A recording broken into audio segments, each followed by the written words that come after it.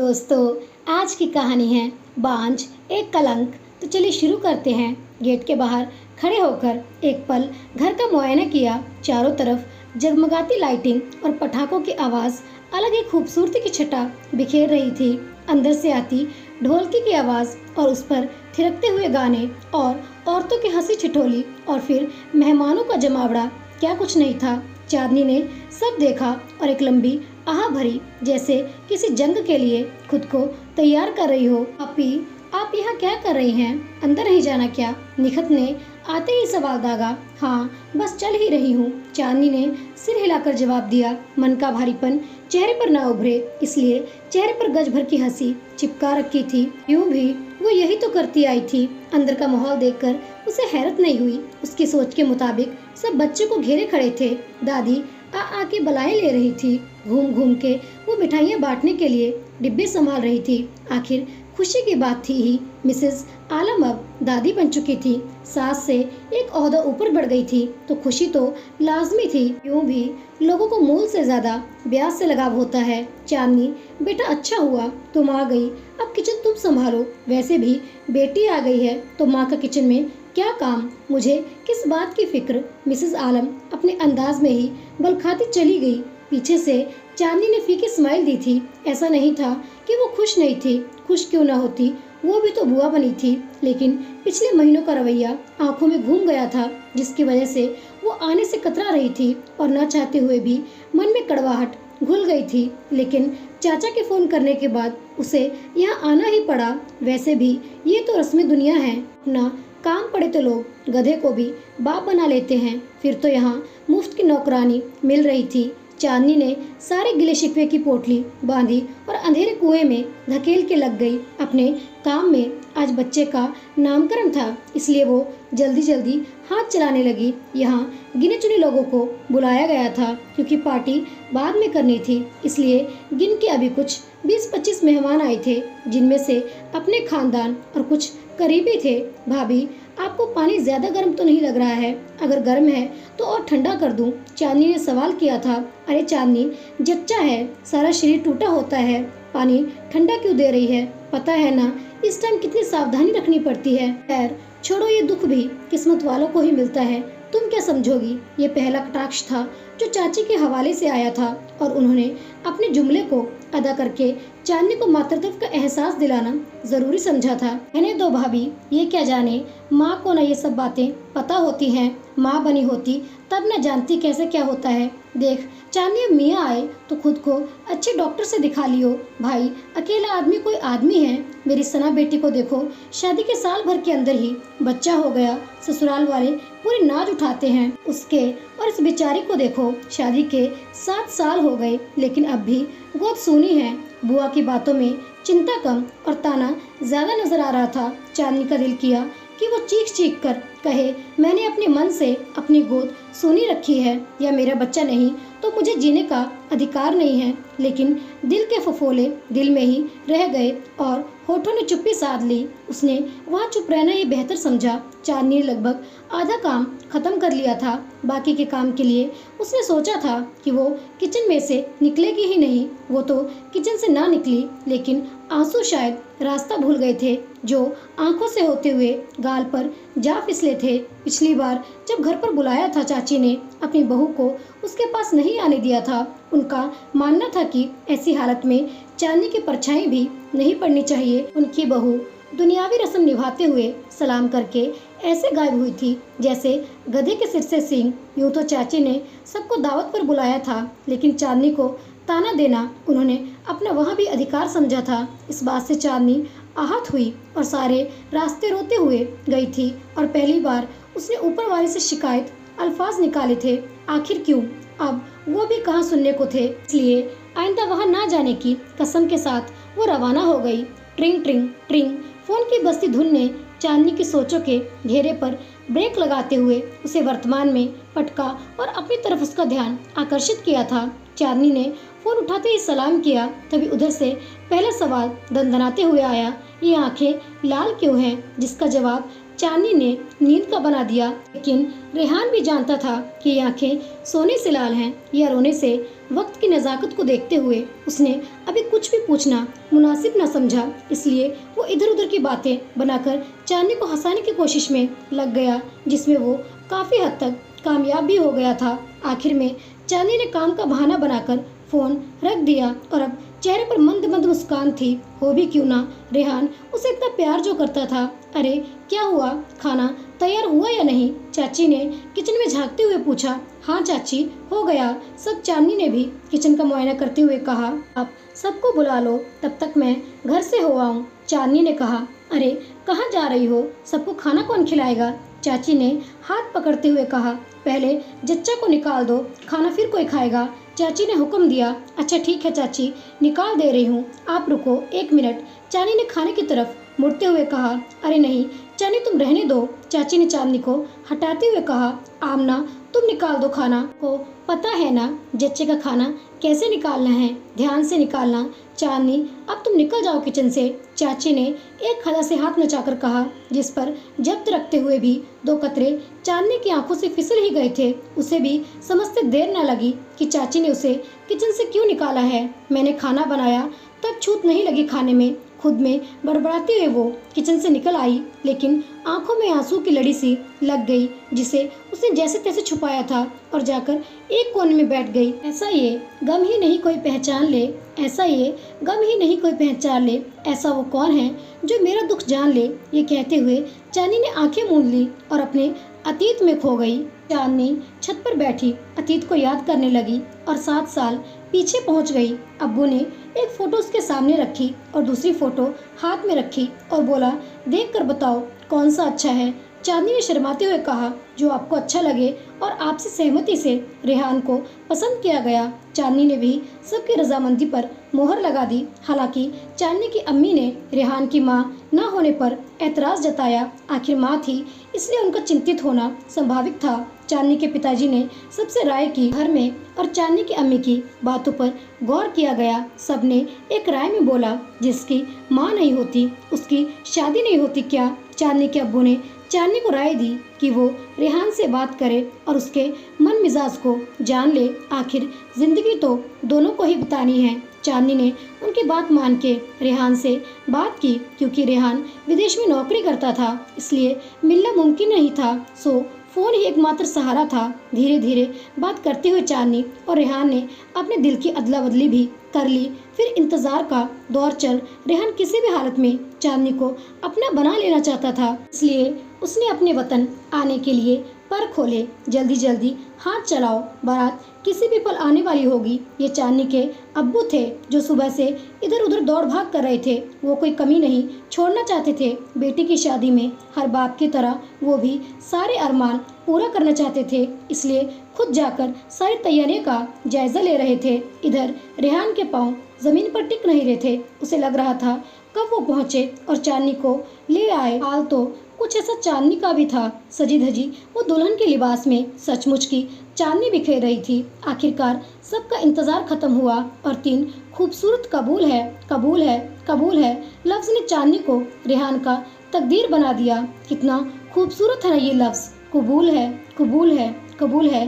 रेहान की नज़रें सिर्फ चांदनी को निहार रही थी, जिसे चांदनी ने भी महसूस किया था। चांदनी सबको रुला के बाबुल की चौखट छोड़ रेहान की हकदार हो गई थी और आंखों में सपने सजाए वो पिया के घर चली आई। रेहान उसका बहुत ख्याल रखता था। घर में उसको सास की कमी थोड़ी ज़रूर खलती थी, लेकिन रेहान ने उसे बखूबी पूरा कर रखा था। कुल मिलाकर रेहान एक अच्छा पति साबित हुआ। देखते ही देखते शादी के 2 महीने बीत गए। रेहान और चांदनी बहुत खुश थे एक दूसरे का साथ पाकर। कुछ दिनों से चांदनी की तबीयत बहुत खराब रह रही थी। उसे टाइफाइड हो गया था, जिसकी वजह से रेहान थोड़ा परेशान रहता था, लेकिन चांदनी उसे समझा देती थी। आखिरकार वो वक्त भी आया जब रेहान के जाने का वक्त हो गया। रेहान जाना नहीं चाहता था और चांदनी को ऐसी हालत में छोड़कर तो बिल्कुल नहीं। सारी रात रेहान और चांदनी की आंखों में बीती। दोनों नहीं चाहते थे इस रात की सुबह हो, बस वक्त यही थम जाए।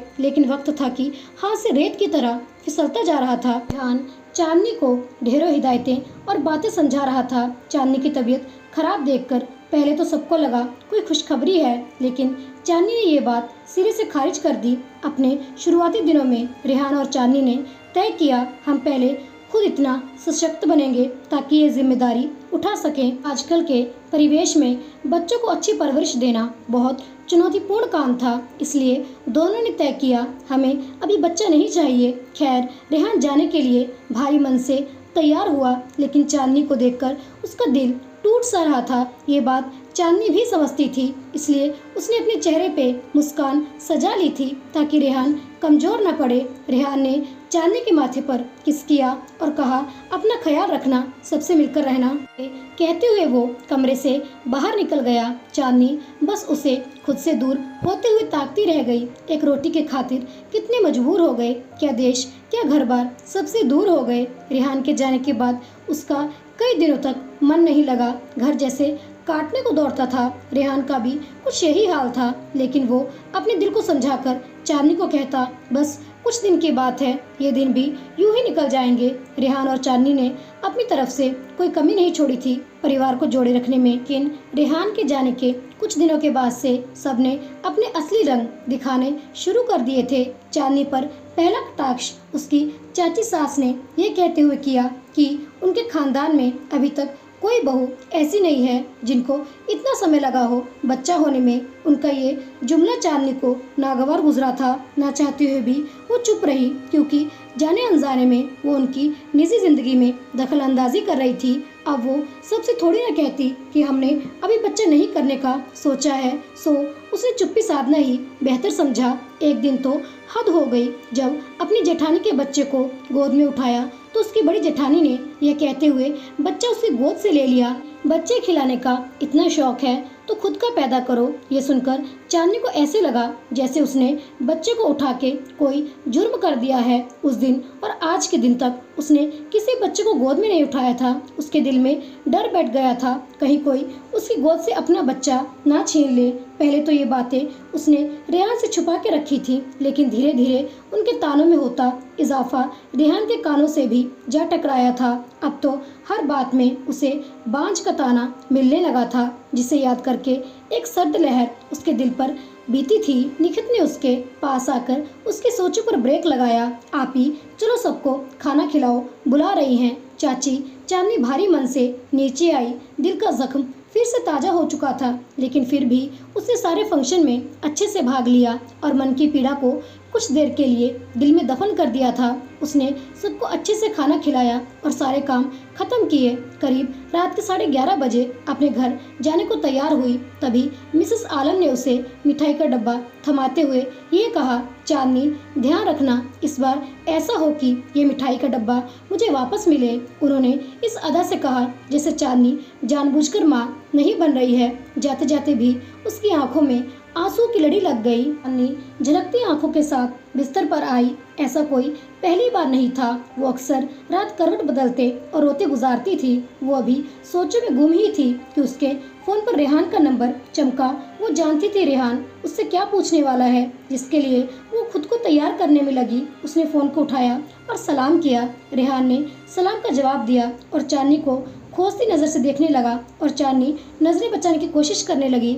चांदनी का ऐसा बुझा बुझा चेहरा देखकर रेहान के दिल के 100 टुकड़े हुए थे। उसने भारी मन से बोलना शुरू किया, तुम वहाँ क्यों गई थी? रेहान ने पहला सवाल दागा। चांदनी खामोश थी और रेहान जवाब के इंतजार में था। फिर चांदनी ने खुद को समेटा और धीरे से मिमियाते हुए बोली, जान, चाचा ने कॉल किया इसलिए जाना पड़ा, नहीं जाती तो वो बुरा मान जाते। चांदनी ने बहलाने की कोशिश की। रेहान ये बात जानता था। उसने बस इतना कहा, मेरी बीवी की कोई बेइज्जती करे या उसकी आंखों में किसी ने आंसू लाए, मैं उसको छोड़ूंगा नहीं। रेहान दबे गुस्से में बोला, क्योंकि उसे पता था वहाँ क्या हुआ होगा। वो बात दोहरा के चांदनी को तकलीफ नहीं पहुंचाना चाहता था, इसलिए नपे तुले लहजे में बोलने की कोशिश की। चांदनी रेहान को देखकर मुस्काई। उसे रेहान पे टूटकर प्यार आया, जैसे रेगिस्तान में उसकी बंजर जमीन पर डाली आ गई हो और उसका अंग अंग खिल गया हो, वो अपना सारा गम भूल गई। यूं ही रेहान ऐसे ही तो करता था। पति पत्नी का रिश्ता भी होता ही ऐसे है। जिंदगी की राह में एक थके तो दूसरा उसे हौसला देता है। यहाँ भी ऐसा ही था। जब वो थक के हारने लगती थी तो रेहान उसकी ढाल बनकर खड़ा हो जाता था। इधर उधर की बातें करने के बाद उसने नींद का बहाना बनाकर फोन रख दिया, लेकिन उसको नींद कहाँ आने वाली थी। वो ना चाहते हुए भी एक बार फिर अपने अतीत में कुछ टटोलने लगी, जहाँ उसे खाली हाथ लौटना था। हाँ हाँ, हम तो दुश्मन है ना। एक तुम्हारी बीवी ही सिर्फ सच्ची और सती सावित्री है, मिसेस हैदर हाथ नचाते हुए बोली। चांदनी खामोश खड़ी थी। उसे कुछ समझ नहीं आया कि वो क्या बोले। शादी को 2 साल से ऊपर हो गए, लेकिन अभी तक तुम्हारी औलाद नहीं है। समाज में हम क्या मुंह दिखाएंगे? लोग भी तो हमसे पूछ रहे हैं ना। इसलिए मैं तुम्हारी दूसरी शादी करवाना चाहता हूँ। रेहान के वतन लौटने के बाद चांदनी और रेहान की उनके बड़े भाई के पास पेशी हुई थी, जहाँ रेहान के भाई ने उसे दूसरी शादी करने का फैसला सुनाया था और दुनिया भर का ज्ञान दिया था। सब सुनकर रेहान गुस्से से आग बबूला हो गया। फिर भी उसने बड़े भाई का लिहाज करते हुए अपने गुस्से पर जब्त रखते हुए कहा, ऊपर वाला हमें जैसे रखे, औलाद दे या ना दे, मैं चांदनी को तलाक नहीं दूंगा, ना ही दूसरी शादी करूंगा। वो 2 टूक कहता हुआ चांदनी को वहां से लेकर निकल गया। हालांकि चांदनी ने रेहान को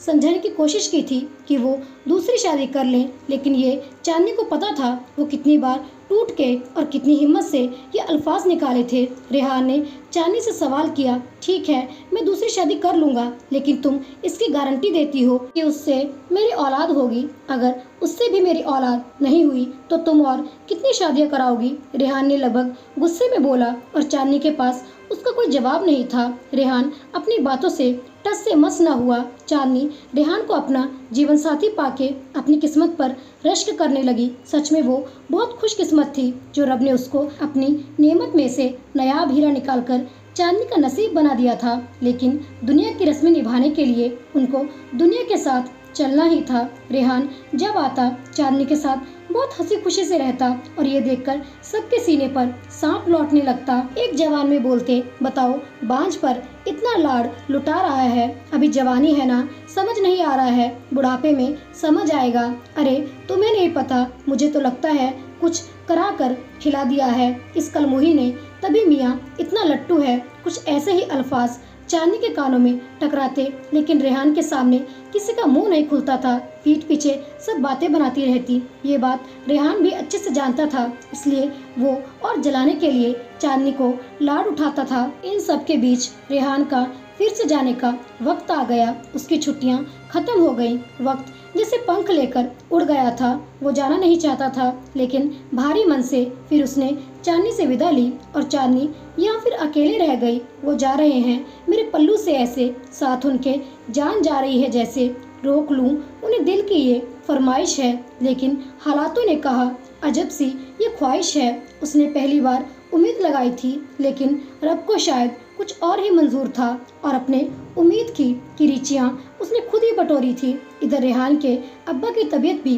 खराब होने लगी। चांदनी पूरे दिल से उनकी और घर वालों की सेवा करती थी, लेकिन उनके रवैये में कोई बदलाव नहीं आया था। कई बार उसका हौसला जवाब दे देता, लेकिन वो ससुर और अपने पति के खातिर फिर से खुद को समेट लेती। औरत की यही तो कहानी है, टूटना बिखरना उसके व्यक्तित्व की पहचान है। ससुर चांदनी को अपनी बेटी की तरह मानते थे, जिसका मान चांदनी ने भी बखूबी रखा था। पूरे घर में एक वही थी जिन्हें चांदनी की फिक्र रहती थी। चांदनी उनके पास जाकर ढेरों बातें करती और अपना मन हल्का कर लेती। हालांकि मिस्टर नयम अपने अनुभव और जेठानियों की चालबाजियों के बारे में बताते, लेकिन चांदनी बस हंस के टाल जाती थी। ऐसा नहीं था कि वो समझती नहीं थी, बस वो मन में कोई खटास नहीं लाना चाहती थी। आखिर उसका यहाँ से मन बेजार होने लगा, इसलिए उसने सोचा मायके का चक्कर लगा आऊं। रेहान को यही तो बस चाहिए था कि वो कैसे मायके जाने के लिए राजी हो, क्योंकि रेहान अपने घर वालों के बारे में जानता था, इसलिए वो चांदनी को मायके आने के लिए कह रहा था। लेकिन हर बार चांदनी ससुर की तबीयत का बहाना बना देती और रेहान भी चुप हो जाता। यूं भी जब रेहान ने मिस्टर हैदर की बात नहीं मानी तो उन्होंने किनारा कर लिया। उन्हें बहुत धक्का लगा था। रेहान ने उनकी बात क्यों टाली, इसलिए घर में और दिल में उन्होंने दीवार खड़ी कर ली, जिसका रेहान को दुख तो बहुत हुआ, लेकिन उसने चांदनी को जाहिर नहीं होने दिया। चांदनी को मायके आए कुछ 1 महीना हुआ था, लेकिन रेहान नहीं चाहता था वो घर पर जाए, इसलिए उसने बहाना बना रखा था कि मैं आने वाला हूँ, दोनों साथ चलेंगे। इसलिए चांदनी भी रुकी हुई थी, लेकिन उसका दिल अपने ससुर की तबीयत पे अटका हुआ था। तभी एक खबर आई जिससे चांदनी को बहुत धक्का लगा। चांदनी के ससुर बहुत सीरियस कंडीशन में हॉस्पिटल में भर्ती थे। वो लगातार चांदनी से मिलने को कह रहे थे। चांदनी ने जब सुना वो झट से ससुराल जाने के लिए तैयार हो गई। वो अभी रास्ते में ही थी कि उसके ससुर का इंतकाल हो गया। आखिरी समय में वो वहाँ नहीं थी और वो क्या कहते, ये राज उनके साथ चला गया था, जो कहने के लिए वो उससे मिलने की ख्वाहिशमंद थे और ये रह रहकर चांदनी को कटोसता था। मिस्टर नय्यम के बाद सारे रिश्ते और मोह का बंधन टूट गया था। अब चांदनी का वहाँ रहना जैसे नाकों चने चबाना था। अब उसकी जेठानियाँ उसके सामने अपने बच्चे को नहीं आने देती थी, ना ही उसके हाथ से कुछ खाने देती। ये सब देख के उसका दिल बहुत दुखता था। ऐसा कोई दिन नहीं होता जिस दिन उसके तकिए में आंसू जब्त नहीं होते थे। अब ताने के तौर पर उसे रोज सुनने को मिलता, अगर बच्चा होना होता तो कैसे भी हो जाता। अरे बहन, पिछले जन्म का पाप है जो इस जन्म में मिल रहा है। पता नहीं कब बांझ का मुंह देखना छूटेगा। दिन रात हमारी छाती पर बैठी रहती है। बताओ, हमारी भी बहुएं आने वाली हैं, क्या प्रभाव पड़ेगा उन पर। उसे रोज ऐसे ही सुनने को मिलता था जब उसकी जेठानियाँ मोहल्ले की औरतों के साथ मजलिस लगाकर बैठा करती थी। अब चांदनी को इसकी आदत सी हो गई थी, लेकिन दिल कितना भी मजबूत क्यों ना हो, ऐसी बातें सुनकर दिल जख्मी हो ही जाता है। अब वो रेहान को अपने वतन आने के लिए जिद करने लगी। रेहान भी सब समझता था, इसलिए वो भी आने की कोशिश करने लगा। रेहान के आने से पहले उसने सारा चेकअप कराया, लेकिन उसमें कोई कमी नहीं निकली। ये बात सुनकर वो खुशी से फूले न समाई, जैसे उसे जीने का मकसद मिल गया हो। डॉक्टर ने उसे समझाया, पति पत्नी को कम से कम 3 महीने साथ रहना ज़रूरी है, उसके बाद हम जान पाएंगे दिक्कत कहाँ आ रही है। उसने रेहान को बताया तो वो भी घर आने के लिए कोशिश करने लगा। वो भी जल्दी से जल्दी चांदनी के पास आ जाना चाहता था, अपने वतन लौट आया था और इस बार दोनों ने डॉक्टर को भी दिखाया था। इस बार उन दोनों को पूरी उम्मीद थी कि कोई अच्छी खुशखबरी मिलेगी। तभी रेहान के भाई का रिश्ता तय हुआ और उन दोनों को वहां जाने के लिए रवाना होना पड़ा। हालांकि चांदनी थोड़ा जाने से हिचकिचा रही थी, वो जाना नहीं चाहती थी, लेकिन वो रेहान का मुंह देखकर जाने के लिए तैयार हो गई। यूं भी जब मिस्टर नय्यम की तबीयत बिगड़ी थी तो वो चांदनी से कहा करते थे कि वो सबकी शादी ब्याह कर दें, पता नहीं वो जिंदा रहें या ना रहें, उनके छोटे बेटे का भी शादी करके उसका घर बसा दें। वही बातें चांदनी याद करके बेमन जाने के लिए तैयार हो गई। वहाँ ससुराल में रेहान को देखते ही बड़े भैया लोगों ने अपने हाथ झटक लिए और सारे पैसे रेहान को ही लगाने थे। रेहान थोड़ा परेशान हुआ कि उसने कभी शादी ब्याह की जिम्मेदारी नहीं उठाई है, वो कैसे सब करेगा। रेहान ने दूसरी शादी से मना कर दिया था, इसलिए बड़े भाई उससे खफा खफा रहते थे और उन्होंने सारे कामों में अपना पल्ला झाड़ लिया था। ये बात रेहान बखूबी समझता था। उसको थोड़ा दुख हुआ, फिर उसे अपने पापा की कही बात याद आ गई, इसलिए अपना फर्ज समझकर उसने अपने छोटे भाई की शादी करने का बीड़ा उठाया। इधर चांदनी की कुछ दिनों से तबीयत थोड़ी खराब रहने लगी थी। काम के चक्कर में वो ध्यान ही नहीं दे रही थी। घर में इतना सारा काम फैला हुआ था, उसे समझ ही नहीं आ रहा था वो कैसे क्या करे। अरे चांदनी, तुम ठीक तो हो ना, क्या हुआ तुम्हें? रेहान ने घबराते हुए पूछा। पता नहीं जान, बहुत सर चक्कर दे रहा है, थकावट सी लग रही है, अजीब सा जी हो रहा है। चांदनी ने बताया, काम के चक्कर में तो बिल्कुल खाना पीना ही त्याग दिया है। जब जानती हो कि घर में तुम्हें कोई पूछने वाला नहीं तो खुद तो ध्यान रखना चाहिए ना, मैं कहाँ कहाँ देखूंगा। रेहान थोड़ा झुंझलाते हुए, थोड़ा परेशान होते हुए बोला, जान मैं बिल्कुल ठीक हूँ, आप कुछ ज़्यादा ही परेशान हो रहे हैं। उसने समझाया, हाँ हमारी तो आंखें ही नहीं हैं, हमें कहाँ दिखता है। रेहान ने तंज कसते हुए कहा। रेहान को ऐसे देखकर चांदनी को उस पर टूट कर प्यार आया था। चांदनी को कुछ भी हो जाए तो रेहान ऐसे ही परेशान हो जाता था। कुछ नोक-झोंक और कुछ रस्साकशी में देवर की शादी जैसे तैसे बीत गई। तब रेहान और चांदनी ने चैन की सांस ली थी। एक दिन रेहान और चांदनी कमरे में बैठे हुए थे, तभी रेहान की बहन ने दरवाजे पर दस्तक दी। अपनी बहन को दरवाजे पर देखते ही रेहान ने कहा, आपी, आप आइए ना अंदर, बाहर क्यों खड़ी हैं? रेहान की बहन ने कहा, मैं तुम दोनों से कुछ कहना चाहती हूँ। रेहान ने कहा, हाँ हाँ आपी, क्यों नहीं, बोलिए, क्या कहना चाहती हैं? रेहान ने कुछ परेशान होते हुए पूछा। उसे लगा कि कोई परेशानी की बात होगी। बहन भाई का प्यार भी ऐसा ही है। बहन को जरा सा भी परेशानी में देखकर भाई परेशान हो ही जाता है। रेहान की बहन ने बोलना शुरू किया, मेरे ससुराल के पास एक माता रहती हैं, वो बहुत पहुंची हुई हैं। उनके पास दूर दूर से लोग दिखाने आते हैं और एक ओझा भी है।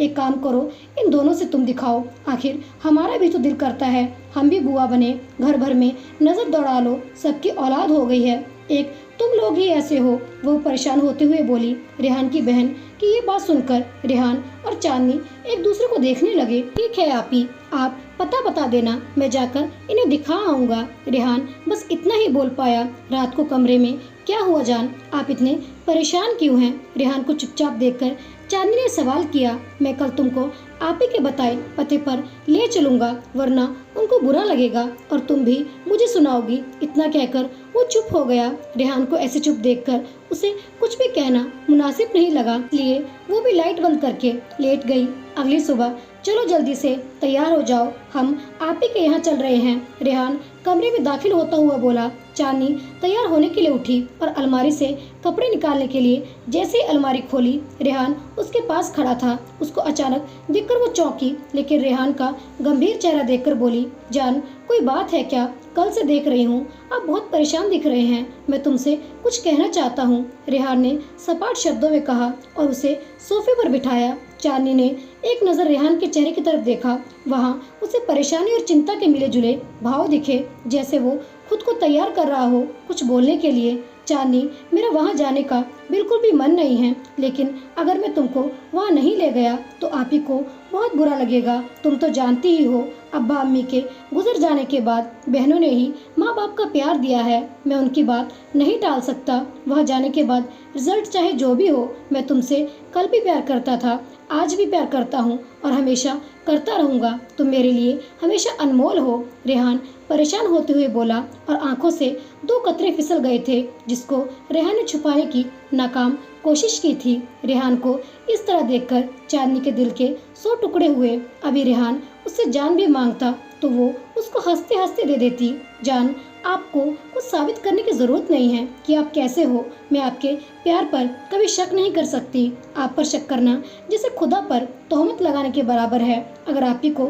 सही लगता है तो वहाँ हम जरूर जाएंगे। क्या पता जान, खुदा ने हमारा नसीब वही खोला हो। उसने रेहान को गले लगाते हुए कहा। रेहान पहले चांदनी को ओझा के पास लेकर गया। उन्होंने दवा दी और कुछ बातें बताई। उसके बाद वो चले आए। रास्ते में उन्हें एक बच्चा रोता हुआ दिखा। उन्होंने गाड़ी रोक कर देखा तो एक औरत अपने हस्बैंड से झगड़ा कर रही थी। वही पास में बैठा बच्चा रो रहा था। मालूम करने पर पता लगा कि पति खाता पीता है और वो बच्चे के दूध के पैसे भी दारू पी गया था। नशा भी कैसी चीज है जो इंसान को अपने अलावा कुछ नहीं दिखता है। बच्चों को ऐसे रोता देख रेहान का दिल बुरी तरह दुखा था। उसने जेब से पैसे निकाले और महिला के हाथों में थमा दिया और कहा, बहन जाओ, इसके लिए दूध ले आओ और अपने घर के लिए कुछ खाने पीने का सामान भी।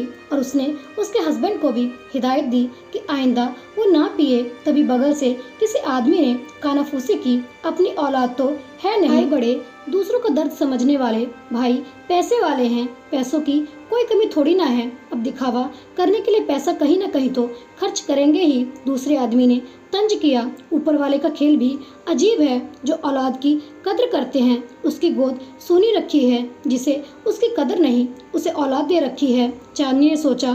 तभी रेहान उसके पास आया और उसकी सोचों का सिलसिला टूटा और दोनों घर की तरफ रवाना हो गए। दूसरे दिन रेहान की बहन के कहे मुताबिक दोनों माता जी के दरबार में हाजिर थे। वहाँ देखा एक बुजुर्ग महिला बैठी हुई थी। दोनों ने जाकर उन्हें प्रणाम किया और वहाँ बैठ गए। उन्होंने आंखें बंद करके कुछ मंत्र पढ़े और चांदनी को पास से जमीन की मिट्टी उठाकर उसके हाथों में रखा और कहा, खाओ। ये सुनकर चांदनी रेहान का चेहरा ताकने लगी। रेहान बस बेबस सा वहाँ बैठा था। दोनों अंधविश्वासी नहीं थे, लेकिन औलाद की चाहत ने उन्हें कहाँ से कहाँ ला दिया था। इतने में चांदनी के आंखों से आंसू फिसलने लगे। ना चाहते हुए भी उसने दिल कड़ा किया और अंधविश्वास का शिकार हो गई। चांदनी, मुझे माफ़ कर दो, मेरी वजह से ही तुम्हें ये सब झेलना पड़ रहा है। रेहान ने गंभीर स्वर में कहा। अरे नहीं जान, इसमें आपकी क्या गलती है? शायद मेरी किस्मत में यही सब लिखा है। उसने फीकी हंसी हंसते हुए कहा। वो क्या समझेंगे पीर पराई, जिसकी ना जग में हुई हंसाई, वक्त की पड़ गई ऐसी मार, दिल हो गया लहू लोहान। दिनों से चांदनी की दादी उसे मिलने के लिए बुला रही थी, लेकिन देवर की शादी की वजह से वो अपनी दादी हाल नहीं जा पा रही थी। अब जब सब चीज़ संपन्न हो गई थी तो उसने दादी के यहाँ जाने का फैसला किया। रेहान उसे लेकर उसके दादी के यहाँ चला गया। वहाँ पहुँचकर भी उनकी हालत कुछ दूसरी नहीं हुई। वहाँ भी लोग तरस की निगाह से देखते तो कुछ लोग सलाह देते हैं कि अब आए तो यहाँ दिखा लो, वहाँ दिखा लो, ये डॉक्टर अच्छा है। रेहान और चांदनी बस चुपचाप सुन के रह जाते थे। वो क्या ही कर सकते थे और किसको क्या समझा सकते थे। बाबू, मैं तुम्हारे भले के लिए ही कह रही हूँ, एक बार तुम संग्रामपुर चले जाओ। वो अच्छे हैं, ओझा हैं। चाचा तुमको लेकर चले जाएंगे। मेरी बात मानो, एक बार वहाँ पर चले जाओ कि वो क्या कहते हैं, कितने लोगों ने दिखाया है और सबको वो सब चीज़ बता देते हैं। रात को दादी ने रेहान और चांदनी से सिफारिश करते हुए कहा, सब कुछ लोगों के बारे में बता देते हैं। क्यों, भगवान है क्या? चांदनी ने मन में सोचा, लेकिन उसके मन की बातें मन में ही रह गई। चांदनी और रेहान ने एक बार फिर एक दूसरे को देखा और फिर दोनों ने दादी की तरफ देखने लगे। दादी इतने आशा से कह रही थी कि उनको निराश करना दोनों को ठीक नहीं लगा, इसलिए दोनों ने कहा, ठीक है, हम लोग कल सुबह चले जाएंगे। सुबह में जनवरी की कंपा देने वाली ठंड में 70 किलोमीटर दूर जाना, वो भी बाइक पर, कोई बच्चों का खेल नहीं था। फिर भी रेहान और चांदनी तैयार हुए और अपने चाचा चाची के साथ वो सफ़र पर चल दिए। चांदनी का दिल बार बार भर आ रहा था कि एक औलाद के लिए वो किस तरीके से इधर उधर भटक रहे हैं, और रब को भी बोलने लगे कि उनको क्या दिखता नहीं है जिसे औलाद नहीं चाहिए। रब उसको देते जाते रहते हैं और वो उसकी कदर नहीं करते हैं। चारों तरफ कोहरा ही कोहरा था। पास का इंसान पास ही नजर नहीं आ रहा था। उन्हें रास्ता भी दिख नहीं रहा था। रेहान धीरे धीरे बाइक चला रहा था। डर भी लग रहा था कि कहीं कुछ अनहोनी ना हो जाए। कोहरा इतना ज़्यादा था, आसपास कुछ भी दिखाई नहीं दे रहा था। जैसे तैसे वो संग्रामपुर पहुंचे थे। वहां पर पहुंचते ही वो ओझा की दुकान पर पहुंचे। वहां पर लोगों की पहले से ही भीड़ थी। फिर भी चाचा की पहुंच होने की वजह से इनका नंबर जल्दी आ गया और वो भी चांदनी को दिखाने लगे। उन्होंने चांदनी को देखा, कुछ मंत्र पढ़े और ताबीज़ दिया और उन्होंने कहा कि इसकी कोख बांधी हुई है। ये सब सुनकर चाचा चाची घबरा गए। उन्होंने पूछा, गुरुजी, इसकी काट क्या है? उन्होंने कहा कि इसके काट के लिए 3 महीने दिन तक हर हफ्ते मेरे पास आना होगा, उसके बाद ही मैं कुछ दवाई लिख कर दूंगा। रेहान ने कहा कि 3 महीने, मैं कुछ दिनों में वापस जाने वाला हूँ, 3 महीने का मेरे पास वक्त नहीं है। फिर उन्होंने दूसरी जगह बताया और बोला कि वहाँ आप जाओ, वहाँ पर किसी की मज़ार है, वहाँ पर जियारत करके आओ। रेहान उठा और चांदनी को वहाँ ले जाने लगा। हालांकि वो जाना नहीं चाहता था, लेकिन चांदनी के चाचा और चाची के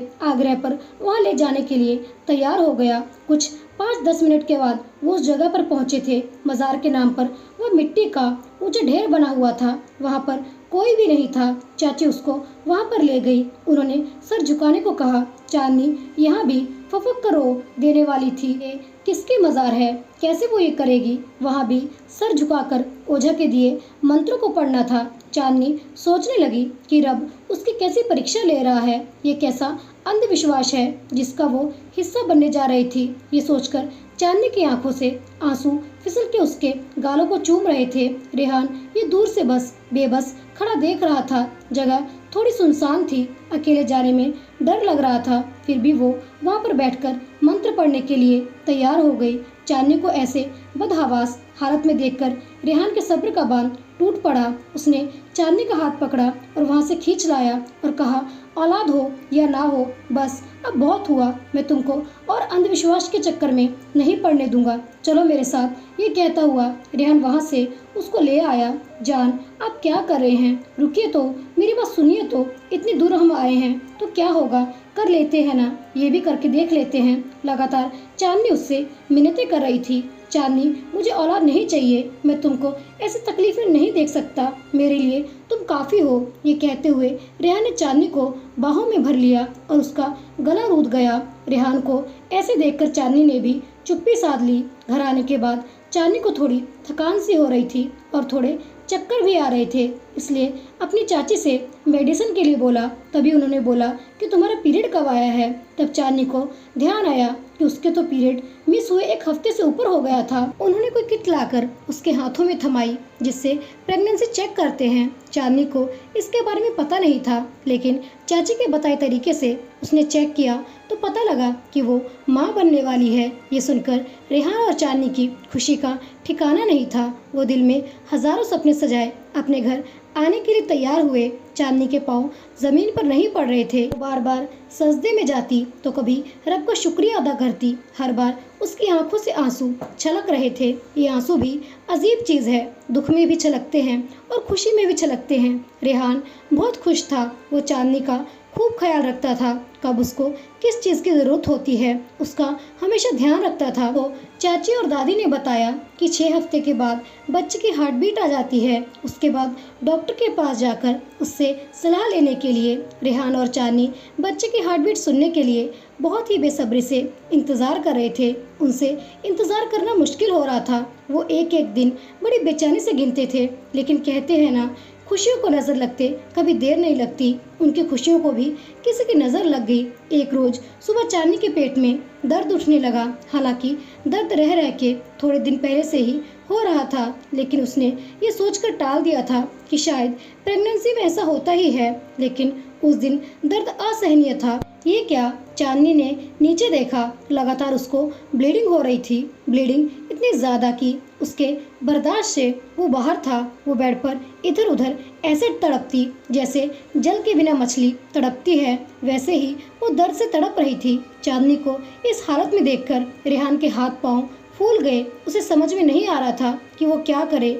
आनन फानन में वो उसको हॉस्पिटल में लेकर गया, जहाँ पर डॉक्टर ने उसका अल्ट्रासाउंड किया और उन्होंने रेहान और चांदनी को दिल चीर देने वाली खबर दी, मिसकैरेज। जी हाँ, डॉक्टर ने यही तो आकर कहा था कि चांदनी का मिसकैरेज हुआ है। ये मिसकैरेज नहीं था, चांदनी और रेहान के सपनों का महल धराशायी हुआ था। ऐसा लगा दोनों को किसी ने पर्वत के नीचे धकेल दिया था। दिल उनका लहूलुहान हो चुका था। चांदनी चीखों के साथ रो पड़ी थी। रेहान की जैसे आवाज़ ही छिन गई थी। उसे यकीन ही नहीं हो रहा था कि रब ने उसे चंद पल की खुशियां देकर से क्यों छीन ली थी। आखिर उसका क्या कसूर था? ऐसा कौन सा गुनाह उन्होंने कर दिया था जिसकी सजा रब ने इतनी बड़ी दी थी? उसने चांदनी को संभाला और ढांढस बंधाया कि कोई बात नहीं, कुछ नहीं हुआ है, सब ठीक हो जाएगा। लेकिन दिल में उसके भी क्षण से कुछ टूटा था। लेकिन वो कहता क्या? वो कमज़ोर पड़ता तो चांदनी को कैसे संभालता? घर आने के बाद, इस हादसे के बाद चांदनी को जैसे चुप सी लग गई थी। वो लगातार रोती जा रही थी। हालांकि रेहान ने उसको खूब समझाया था, लेकिन चांदनी ने क्या खोया था वो वही समझ सकती है। उसको अपना जीवन शून्य मालूम पड़ने लगा। ऊपर से जेठानियों के ताने की ज़रूर कुछ किया होगा, तभी करने का फल मिल रहा है। ऐसी हालत में भी उन्होंने चांदनी को बख्शा नहीं था। तभी रेहान उसके पास आया और उसने चांदनी को गले लगा लिया और कहने लगा, चांदनी, मुझे सिर्फ तुम्हारी खुशी चाहिए, तुमसे ज़्यादा मेरी लाइफ में कुछ भी इम्पोर्टेंट नहीं है। चांदनी, तुम्हारा भाई एनजीओ में काम करता है ना, अगर तुम्हें बच्चे की इतनी ज़रूरत है तो हम बच्चे को गोद ले लेंगे। चांदनी, तुम मुझे छोड़कर कहीं नहीं जाओगी, लेकिन कल को बच्चे बड़े हो गए तो वो मुझे छोड़ देंगे बुढ़ापे में, लेकिन तुम मेरा साथ कभी नहीं छोड़ोगी, इसलिए तुम मेरे लिए हमेशा ही खास हो। ये कहते हुए रेहान की भी आंखें भर आईं।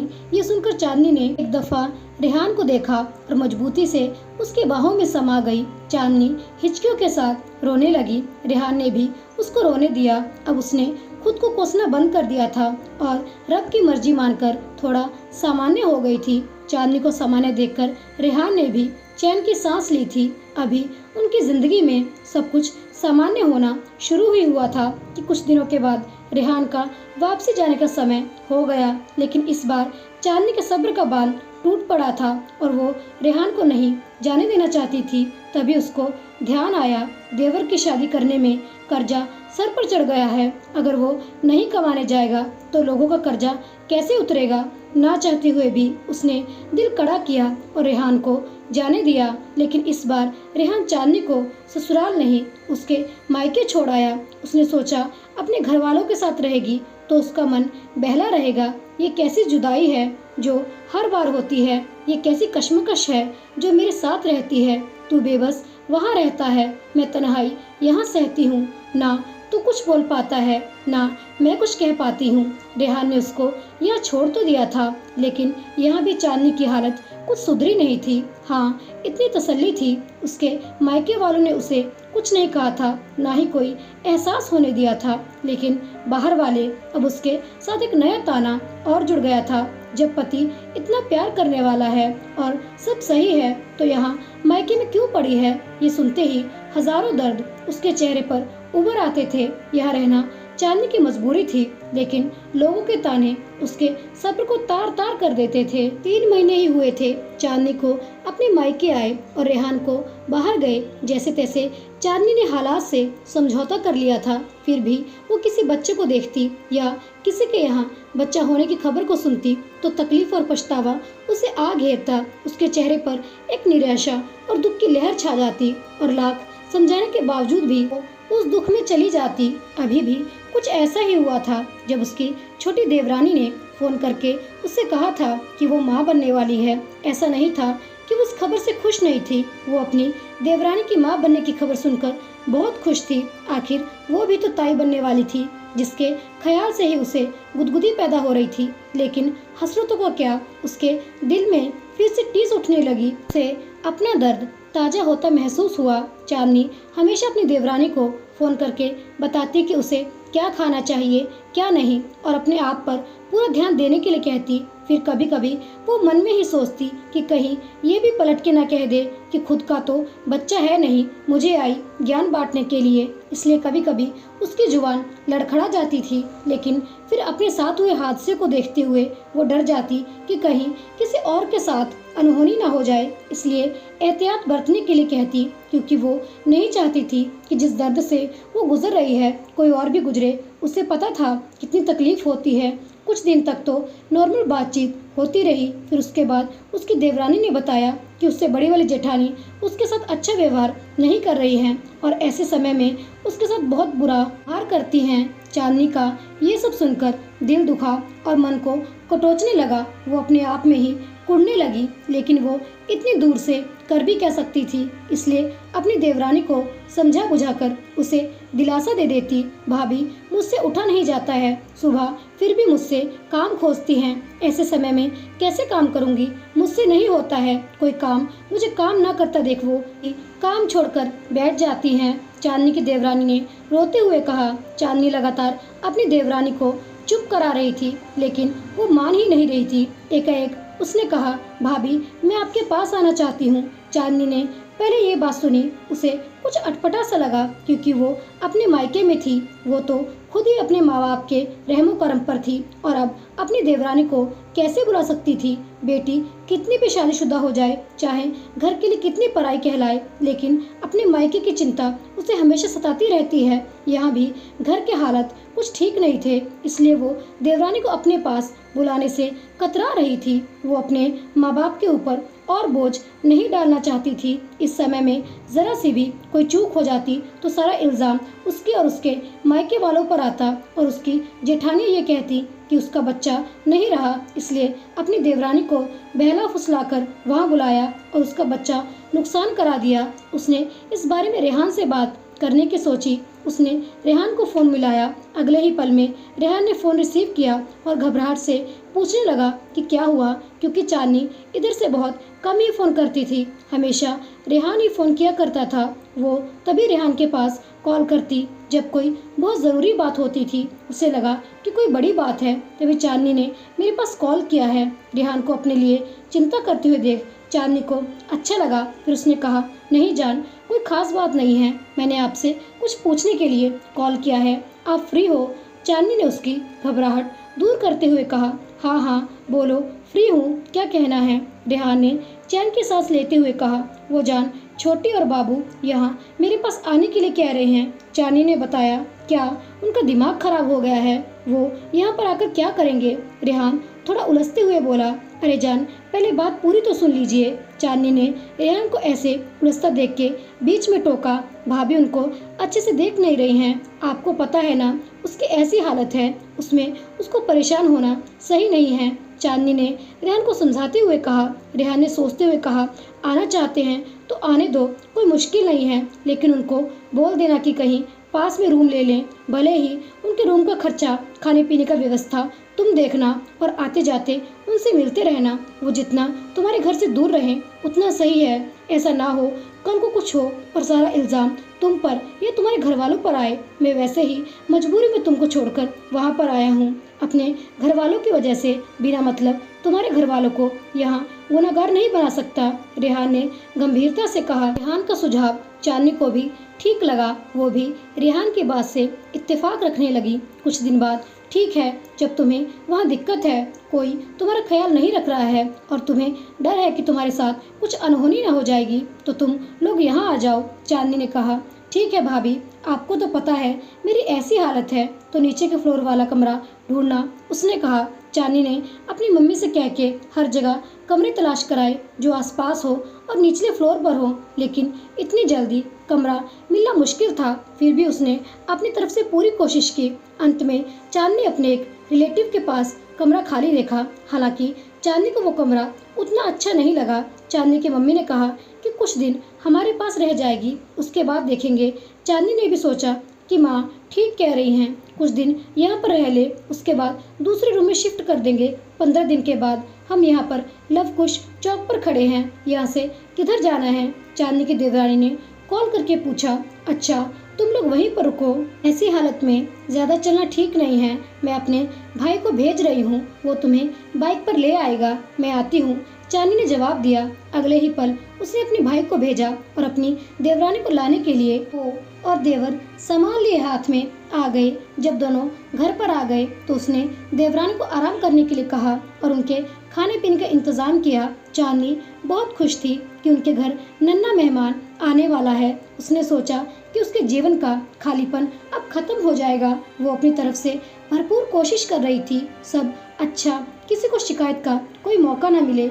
चांदनी अपनी देवरानी का पूरा ख्याल रखती, उसे कभी भी काम को हाथ नहीं लगाने देती थी। उसने अपने घर वालों को भी मना कर रखा था, उससे कोई काम न करवाए। 2 दिन तो शांति से गुजरे। फिर उसने कहा, भाभी आपने कहाँ रूम लिया है? हमें वहाँ जाना है, अभी जाने की क्या ज़रूरत है? मम्मी ने कहा कि कुछ दिन रुक जाओ, वो कमरा उतना सही नहीं है, कोई दूसरा रूम देख लेंगे तो वहाँ चले जाना। लेकिन वो नहीं माने। चांदनी ने सारी बात रेहान को बताई। रेहान ने भी कहा कि ठीक है, अगर वो नहीं मान रहे तो तुम उसे रूम में शिफ्ट करवा दो। चांदनी ने आधा सामान तो अपने घर से दिया और खाने पीने वाला सामान उसने खरीद कर दे दिया था। चांदनी उनसे कुछ दूरी पर रहती थी, लेकिन वो कभी उधर नहीं जाती थी। उसे अच्छा नहीं लगता था कि किसी की प्राइवेसी को भंग करे। हर इंसान की अपनी प्राइवेसी होती है जिसमें वो किसी की दखल अंदाजी बर्दाश्त नहीं करता। कुछ दिनों के बाद उसकी देवरानी ने कहा, भाभी कब हॉस्पिटल जाना है? चांदनी ने कहा,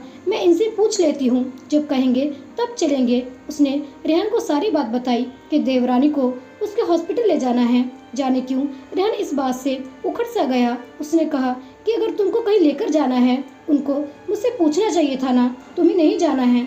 उसे लेकर जिसको ले जाना है वो मुझसे पूछे, मेरी बीवी किसी की गुलाम नहीं है। रेहान ने बिगड़ते हुए कहा। चांदनी को इस बात से थोड़ा दुख तो हुआ, लेकिन वो क्या कर सकती थी? वैसे भी इस पुरुष प्रधान समाज में अच्छी पत्नी वही कहलाती है जो अपने पति की हर बात सुने, ना चाहते हुए भी उसे पति की बात माननी ही पड़ती है। तब चांदनी ने अपने ऊपर वाले किराएदार आंटी रहती थी से कहा कि आप इसको हॉस्पिटल लेके चले जाइए, जो भी खर्चा होगा मैं दे दूंगी। वो चांदनी की बात मान के हॉस्पिटल जाने के लिए तैयार हो गई, लेकिन वो उनके साथ नहीं गई। अब उसके मन में इस बात से खींचातानी हो गई। चांदनी ना चाहते हुए भी खुद को गुनहगार समझने लगी। चांदनी हॉस्पिटल नहीं गई थी, इस बात का उसकी देवरानी ने बहुत बवाल बनाया। अरे साथ जाने के लिए ही तो कहा था, कौन सा पहाड़ तोड़ने को कहा था। सही कहते हैं गांव के लोग, खुद की औलाद तो है नहीं और मेरे औलाद को कुछ हो गया तो तभी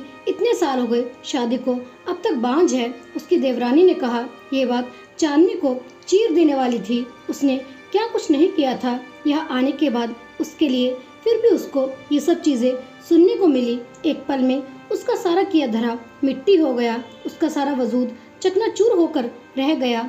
इंसान किसी से उम्मीद लगाता है अपनी खुशियों की, लेकिन भूल जाता है मांगी हुई खुशियों से किसका भला हुआ है।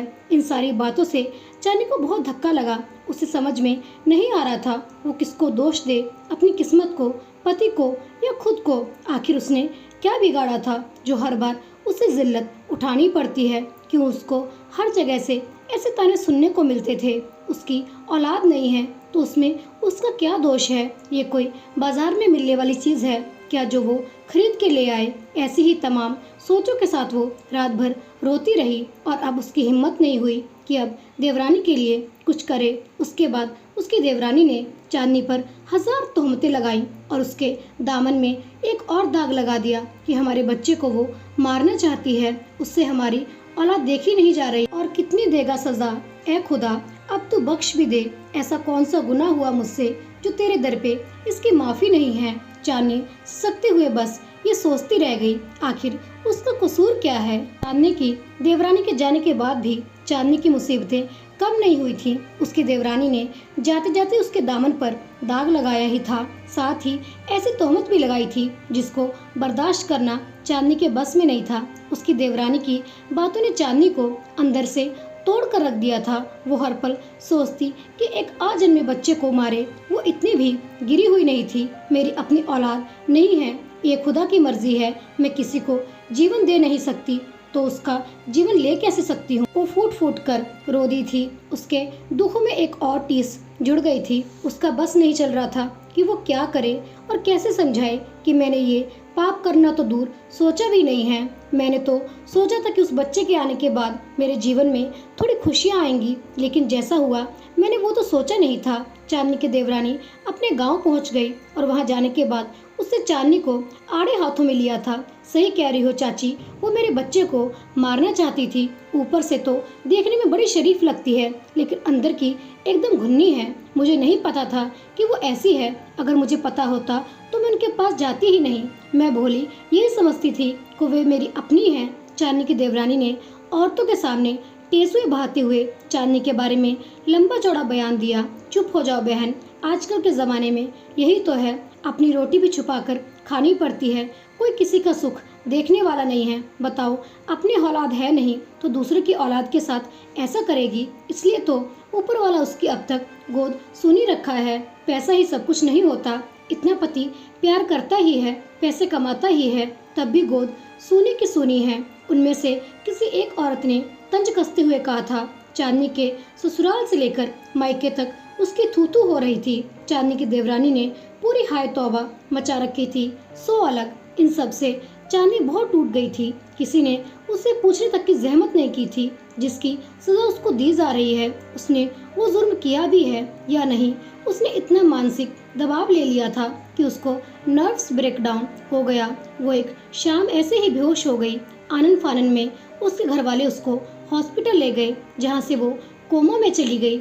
जब डॉक्टर ने पूछा गया कि क्या बात है, तब डॉक्टर ने बताया कि आगे के 24 घंटे बहुत महत्वपूर्ण हैं। अगर इनको 24 घंटे में होश नहीं आया तो फिर उसके बाद हमें पता नहीं ये कब तक कोमा में रहेंगी। 2 साल, 5 साल, 10 साल या आजीवन। डॉक्टर ने धमाका किया। इस बात का इल्म जब रेहान को हुआ तो उसका दिमाग एकदम सुन्न हो गया, जैसे वो अपने होशो हवास खो बैठा हो। बदहवासी में वो फौरन एयरपोर्ट की तरफ भागा। एयरपोर्ट से वो सीधा हॉस्पिटल आया था। हॉस्पिटल में आते ही आईसीयू में चांदनी को मशीनों में जकड़ा देखकर उसका दिल पूरी तरह टूटा था। अपने समाज में मर्द को किसी के सामने रोने की इजाज़त नहीं है, लेकिन चांदनी को ऐसे देखकर रेहान बच्चों की तरह फूट फूट कर रोया था। उसने शिकायती अल्फाज निकाले था, तूने ये कैसा समाज बना दिया जहाँ पर किसी को लोग चैन से जीने तक नहीं देते। रेहान का बस नहीं चल रहा था, जैसे वो पूरी दुनिया में आग लगा दे। उसने अपने मन में सोचा कि एक बार बस चांदनी ठीक हो जाए, फिर मैं घर वालों से भी निपट लूंगा। उसकी रातें आज आईसीयू के बाहर टहलते हुए, कभी मिन्नतें करते हुए गुजर रही थी। ये 24 घंटे उसे 24 जन्म की तरह लग रहे थे। समय थम सा गया था, वो जैसे आगे बढ़ने का नाम ही नहीं ले रहा था। रेहान को ऐसी हालत में देखकर किसी का भी दिल हलक में आ रहा था। कोई अपने गुमान में भी नहीं सोच रहा था कि अगर चांदनी को कुछ हो गया तो हम रेहान को कैसे संभालेंगे। सारी इसी उधेड़-बुन में लगे हुए थे। तब शायद रेहान की हालत पर ऊपर वाले को थोड़ा रहम आ गया था। नर्स ने आकर खबर दी कि मरीज को होश आ गया है और उसको होश में आता देख डॉक्टर सारे उसकी तरफ भागे थे। कुछ घंटों की तहकीकात के बाद चांदनी को नॉर्मल वार्ड में शिफ्ट कर दिया गया और रेहान को इजाज़त दी गई चांदनी से मिलने के लिए। साथ ही ये हिदायत दी गई थी कि उन्हें कोई भी ऐसी बात न कही जाए जिससे उनको कोई सदमा लगे या दुख पहुंचे। तुमने तो मुझे डरा कर रख दिया था, तुम्हें एक बार भी मेरे पर तरस नहीं आया। तुम्हें खोकर मैं कैसे जीऊंगा। रेहान ने शिकायती नजरों से चांदनी को देखा था। चांदनी ने एक नजर उठाकर रेहान को देखा था। एक दिन में ही वो ऐसा हो गया था जैसे उसकी सारी दुनिया लुट गई हो। हाँ, दुनिया ही तो लुटने वाली थी। रेहान को ऐसी हालत में देखकर चांदनी थोड़ा शर्मिंदा सी हुई। रेहान ने फिर बोलने शुरू किया, मैं कितनी बार कह चुका हूँ चांदनी, मुझे बच्चा नहीं चाहिए तुमसे, मुझे तुम चाहिए। तुम मेरी जिंदगी में हो तो सब कुछ है। तुम्हें मेरी बातों पर भरोसा नहीं जो तुम दूसरों की बातों को दिल पर लगाकर बैठी। और तुम कैसी हो क्या मैं नहीं जानता जो तुम्हें सफाई पेश करने की जरूरत पड़ेगी। हमारा रिश्ता इतना तो कमजोर नहीं है। रेहान लगातार उससे सवाल कर रहा था और वो शर्म से जमीन में गड़ी जा रही थी। उसे अब एहसास हो रहा था उसने लोगों की बातें सुनकर रेहान और उसके प्यार पर ज्यादती की है। कुछ दिनों के बाद चांदनी अब पहले से बेहतर हो गई थी और इसी पल का तो रेहान इंतजार कर रहा था। वो चांदनी को लेकर अपने गांव आ गया और आते ही वो एकदम हत्थे से उखड़ गया। उसने चांदनी के देवरानी के पिता को अपने घर पर बुलाया था। हालांकि चांदनी ने काफी मना किया था कि अब सब बातें खत्म हो गई, अब बातों को ना बढ़ाया जाए, लेकिन रेहान किसी को बख्शने की हालत में नहीं था और चांदनी पहली बार रेहान का ये रूप देख रही थी। अब वो भी खौफ खाने लगी कि आगे क्या होने वाला है। आपने अपनी बेटी को क्या संस्कार दिए हैं? मेरे ख्याल में आपने इतना तो सिखाया ही होगा कि बड़े छोटे में किस तरीके से बात की जाती है। रेहान अपने गुस्से पर जब्त रखता हुआ उन महाशय से पूछ रहा था, गलती आपकी पत्नी की है। जब उन्होंने वहाँ पर बुलाया था तो सारा खर्च उठाना चाहिए था और उसको देखना चाहिए था। उन्होंने भी बड़े ढीठ तरीके से कहा, वो मेरी बीवी है, किसी की नौकरानी नहीं। और आपकी बेटी को मेरी पत्नी से कुछ करवाना था तो मैं उसका गार्जियन हूँ, मुझसे पूछना चाहिए था वो क्यों लेकर जाएगी। हम लोग उसके सास ससुर तो नहीं। इतना तो आपकी बेटी को समझ में आना चाहिए किससे किस लहजे में बात की जाती है। रेहान लगभग गुस्से में बोला, तो मेरी बेटी को आपकी पत्नी ने बुलाया क्यों? उन्होंने भी कहा। माहौल में एकदम गर्मा गर्मी छा गई। रेहान ने कहा, जब मेरी बीवी ने बुलाया था तब उसने जाने के लिए नहीं कहा तो ये लोग वहाँ से आए क्यों? ऐसा तो नहीं कि आपकी बेटी किसी का लिहाज कर रही है। इसने मेरे से भी बात नहीं की। मैंने कहा था ना आकर सारी बातें होंगी, फिर उसने मेरी बात क्यों नहीं सुनी? फिर आकर यहाँ बोलने का क्या मतलब बनता है? हमारे बच्चों को मारना चाहती है, यही कहा ना। मुझे वो सबूत दिखाए किस बिना पर वो मेरी बीवी पर इतना बड़ा इल्ज़ाम लगा रही है। हमारी औलाद नहीं है तो क्या हमें जीने का हक नहीं है? और औलाद है ये नहीं है, इस मैटर में बोलने वाले आप या आपकी बेटी होते कौन है? रेहान गुस्से में बोला। आखिरकार 2 घंटे के आरोप प्रत्यारोप के बाद मामला शांत हुआ और चांदनी की देवरानी ने अपनी गलती मानते हुए सबसे माफ़ी मांगी। वही रात कमरे में, जान आपको ऐसी बात नहीं करनी चाहिए थी, देखो ना कितनी बात बढ़ गई थी। चांदनी ने चिंता जताते हुए कहा, जैसा बोलेंगे वैसा सुनेंगे और सुनाना भी ज़रूरी था।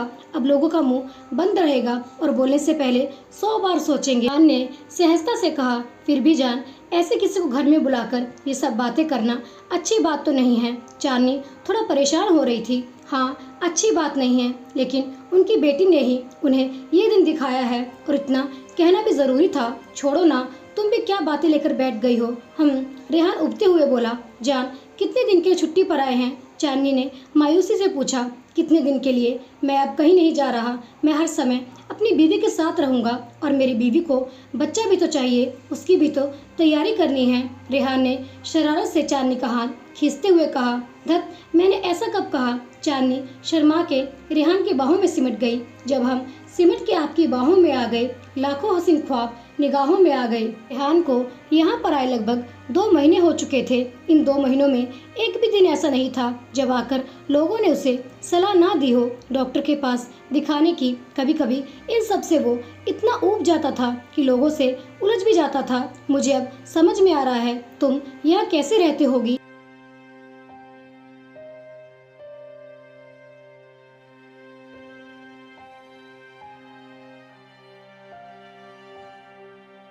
मैं हूँ तो लोग ऐसे हैं, नहीं रहता होऊंगा तो क्या करते होंगे, सोच के ही गुस्सा आ रहा है। लोगों ने कह कह के मेरे कान पका दिए हैं। अरे मैं क्या करूँगा, नहीं करूँगा, वो मेरी प्रॉब्लम है। तुम लोग अपना देखो ना। लोगों को इतनी क्यों फिक्र होती है दूसरों के मामले में टांग अड़ाने की। वो आकर चांदनी के पास अपने दिल के फफोले फोड़ रहा था। इस पर चांदनी ने मुस्कुराकर उसको समझाया था, जान छोड़िए ना, उनका काम है कहना। अगर आप कहो तो हम डॉक्टर के पास चलते हैं। चांदनी ने रेहान की तरफ देखते हुए कहा। क्या चांदनी, तुम भी भूल गई डॉक्टर ने क्या कहा था? हम 3 महीने देखते हैं साथ रह के, उसके बाद कहीं जाएंगे। इससे पहले मैं कहीं नहीं जाने वाला, वो अड़ते हुए बोला। रेहान की बातें सुनकर चांदनी चुप हो गई और समय का इंतजार करने लगी। धीरे धीरे ये समय भी निकल गया और 3 महीने से ज्यादा हो गया। उसके बाद रेहान ने ही कहा, चलो चांदनी डॉक्टर के पास चलते हैं। वही डॉक्टर के पास मैंने चांदनी की सारी रिपोर्ट देखी। उनकी सारी रिपोर्ट नॉर्मल है। तो अच्छा रहता कि एक बार आप भी टेस्ट करा लेते। डॉक्टर ने थोड़ा दबे दबे अल्फाज में कहा। ठीक है डॉक्टर, मैं इसके लिए रेडी हूँ, रेहान ने कहा। रेहान डॉक्टर का चेहरा भाप गया था। अपने पुरुष प्रधान समाज में मर्दों का टेस्ट कराना जैसे उनकी मर्दानगी पर सवाल उठाने के बराबर था।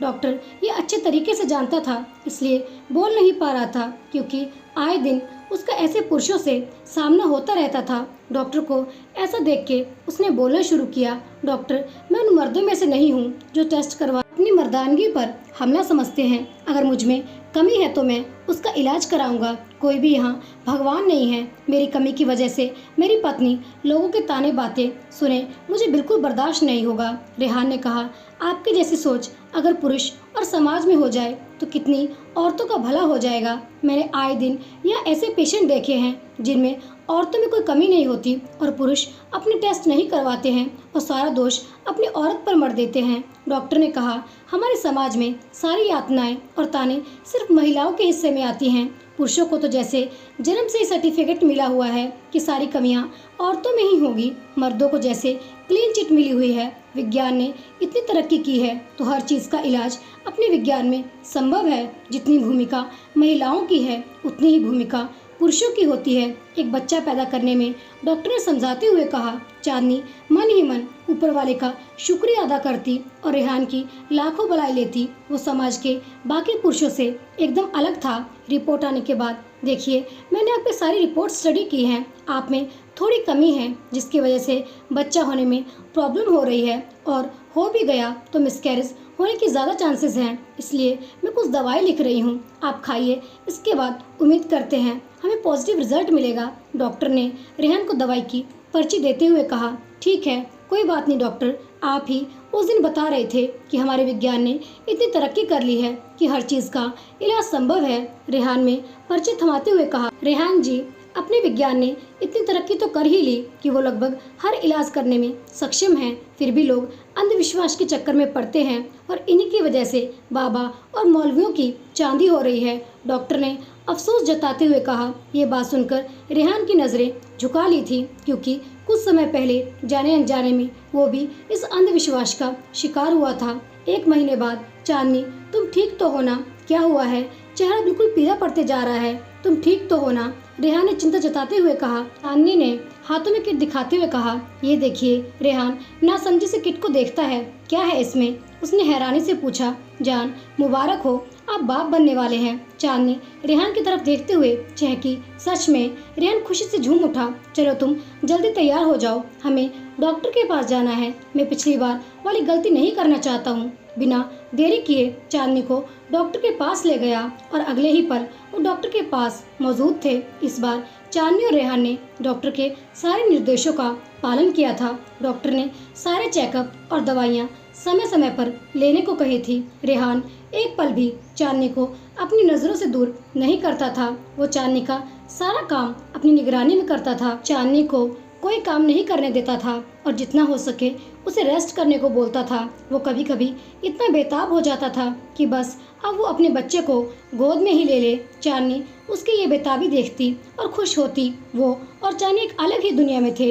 रेहान हमेशा बेटी की ख्वाहिश करता और चांदनी हमेशा बेटे की। इस बात पर दोनों की हल्की फुल्की प्यार भरी नोकझोंक भी होती थी, जिसे देख के जेठानियों के कलेजे पर सांप लौटते थे। वो रेहान के सामने तो नहीं, लेकिन उसकी गैर मौजूदगी में कानाफूसी शुरू कर देती थी। बताओ, यही एक माँ बनी है? हम तो जैसे माँ बनी ही नहीं है। सर पर बिठा के रखा है इस डाइन को। कुछ ऐसे ही शब्द उसकी जेठानियाँ उसके लिए निकालती थी, लेकिन अब इन सब बातों से चांदनी को कोई फर्क नहीं पड़ता था। कुछ दिन बाद हॉस्पिटल में आज चांदनी को लेबर पेन शुरू हुआ था, इसलिए उसे हॉस्पिटल में लेकर आए थे।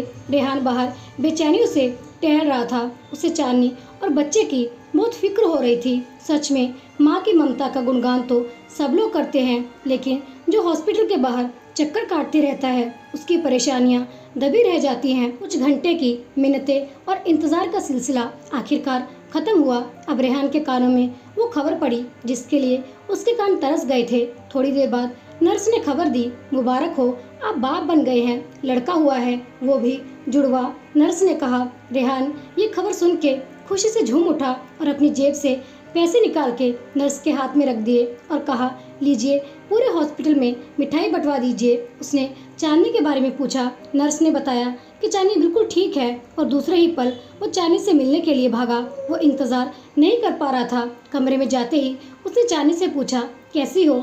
चांदनी ने कहा, ठीक हूँ। अपने बच्चे की तरफ इशारा किया। रेहान ने बच्चों को गोद में उठाया और उनके कान में अजान दी। उसके बाद उसने चांदनी से कहा, तुम्हारा बहुत बहुत शुक्रिया, तुमने मुझे इतनी बड़ी खुशी दी। साथ ही उसने अपने रब का भी शुक्रिया अदा किया। तेरी रहमतों से मुझे कब इनकार है मेरे खुदा।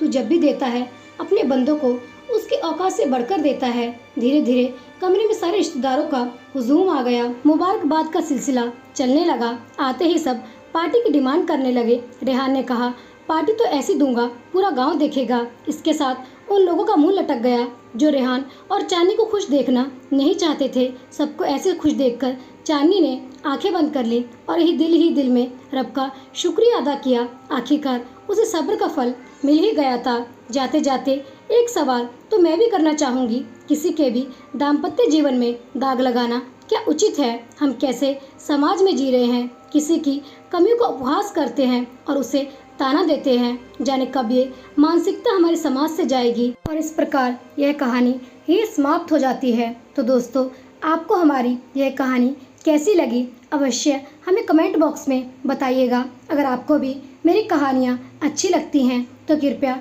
जाने से पहले मेरे चैनल को लाइक, सब्सक्राइब और शेयर करके मेरा प्रोत्साहन बढ़ा दें। आपका बहुत धन्यवाद होगा। मिलते हैं अगली कहानी के साथ। तब तक के लिए आप सभी को मेरी तरफ से राधे राधे।